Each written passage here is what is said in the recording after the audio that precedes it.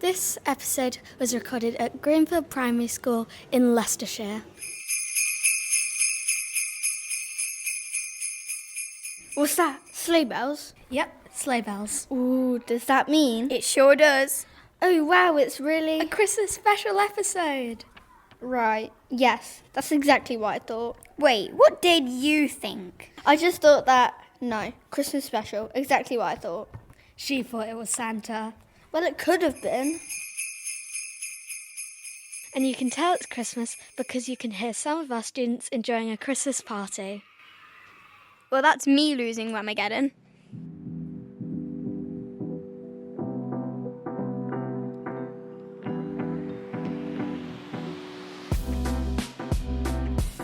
Hello, welcome to the Chatterbooks. Each episode we'll chat about the latest books we've been reading, as well as sharing some old favourites you might have missed.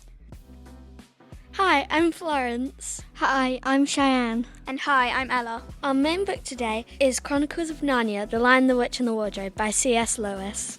And I've picked that because today we're talking about books we like to read at Christmas.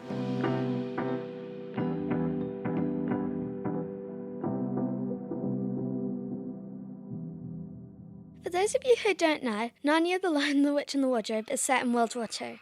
After a bombing raid, a mother sends her 4 children away to a country house where they'll be safe. The 4 children were aged from 8 to 15. Their names are Lucy, Edmund, Peter and Susan. Yeah, Edmund's really annoying. Anyway, this country house is really big and one day they're playing hide and seek because it's large, and Lucy finds this very empty room that only has a cupboard in it. It's at the top of the house. Don't you mean a wardrobe? Yes, she finds a wardrobe in there. She hides in it because it's the best hiding spot. No one's gonna find her. And then she's trying to hide behind the jackets that are in there, and it feels like an infinite wardrobe. She gets to the end of the tunnel-like wardrobe, and she finds herself in Narnia, where it's almost permanently winter. She then meets a faun named Mr. Tumnus. I like Mr. Tumnus. He's not my favourite. The goat legs are kind of freaky. Through Mr. Tumnus, she finds out that Narnia is cursed to be winter forever by the White Witch. When she returns through the wardrobe, she realises that no time has passed at all. When she tries to tell her siblings, they don't believe that there is a magical world inside a wardrobe. Surprising. When they finally all get into Narnia, they are involved in a massive fight between good and evil. This book isn't set in Christmas. Why do you like to read it this time of year? I know it's not set at Christmas, but for me, this is a really cosy book to read in December because it's focused around winter. I would make the best snowmen if we had snow like that. Also, the storyline, it just makes me so happy because it's really fun and there's this huge adventure between good and evil. Also, we're learning about World War II at the moment, so it's good to learn about the experience of some evacuees. In my opinion, it's a good book. I like all the fighting and adventure. To be honest, my favourite part is it's not really to do with the storyline, but I just really like it when Edmund gets scratched by a cat because he's annoying. I like the bit when the lion, I think his name's Aslan, comes out of the tent and everyone's really scared of him. If you haven't seen or read it, then you should really know that Aslan is a 2,555 plus year old lion who's the leader of the Good Army. I really liked the bit where we first meet Mr. Tumnus. Why? It was really, really funny. How come? Seeing his reaction to meeting her. I really like it because he's freaked out by her, even though she's just a little girl, and he's a man with goat legs. Well, what would you do if you found yourself in a magical world? I would probably explore a bit and then go back to tell my family and friends what I found. I would freak out, ice cream, maybe throw up, throw a snowball at the strange goat man I meet, try and eat Aslan. Wait, no, that wouldn't work. What? He's a lion. Eat Aslan? Florence! We've now returned from the horror of Florence wanting to eat a 2,555-year-old lion. I would definitely stay there. Wouldn't you be scared? Nah, chill with the talking beavers. The beavers. Yeah, they make me a cup of tea, they make me marmalade, make me They're dinner. beavers. The beavers, girl. And They make good dams. That part's true.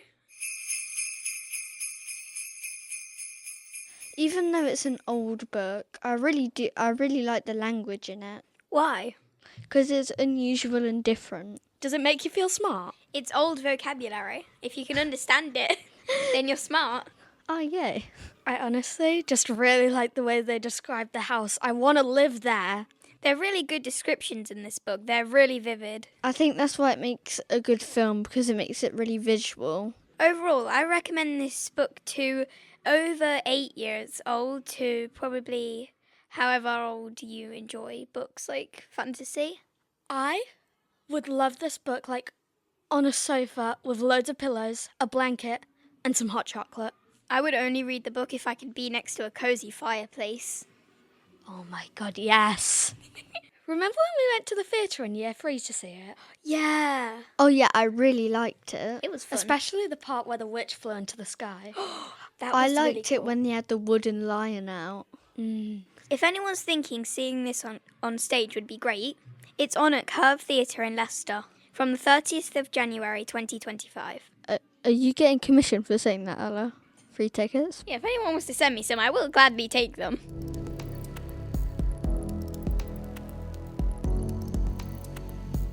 As you're listening to this, hopefully you'll know that you can subscribe to the Chatterbooks podcast for free on Spotify, Apple Podcasts, Amazon Music, YouTube, and most places you can listen to podcasts. Ask someone else if you're not sure, or go to our website, thechatterbooks.co.uk, to find the links in all past episodes. We'd also love to hear from you, especially about what books you've been enjoying. Email thechatterbookspodcast@gmail.com.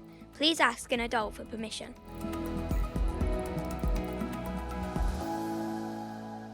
My Christmas book is The Polar Express by Chris Van Oldsburg. I have never actually heard of that book before. Well, let me tell you about it. The Polar Express is about a magical train where children go on to travel to the North Pole. The book is interesting because it talks about the children being able to meet Santa and the elves, and one selected child gets to ask Santa for whatever they want. Well, I don't really like going on trains, so this is probably the worst book for me. Well, I actually went on the Polar Express not long ago, and it has singing chefs that deliver nice warm hot chocolate, some really nice cookies, and you get to watch the view out of a window. Okay, so I retract my statement. I will go on the Polar Express. You have to get invited to the Polar Express. I got invited by my elves. They sent a letter from Santa's desk to us saying that we had not one-way tickets, just tickets to the Polar Express. So, why would they just have a book about sitting on a train? What actually happens? Well, the main plot line isn't just sitting on the train. It's when they get to the North Pole and the boy who was selected, the main character called Chris, he asks Santa for a bell for his present. And when he gets home off the Polar Express, the bell rings for him and his sister who still believe in Santa, but it won't ring for his parents since they no longer believe. If you could ask for anything in the world, why a bell? Yeah. Because his friends always told him that he would never ever see or hear the sound of Santa's bells. Oh, so it's kind of a book with like an important message. Yeah, like a moral to the story. The moral of this one is kind of to just always believe, no matter what your friends say. Your opinion is your own opinion. Well, I might read it. I thought it was going to be like 500 pages long. Actually, it's quite short. It's mainly for younger children with lots of fun pictures. I thought Cheyenne was doing one. Shay? Yeah, I picked A Christmas Carol by Charles Dickens. Didn't he make Oliver? I'm doing a play to that in my drama club. Oh, cool.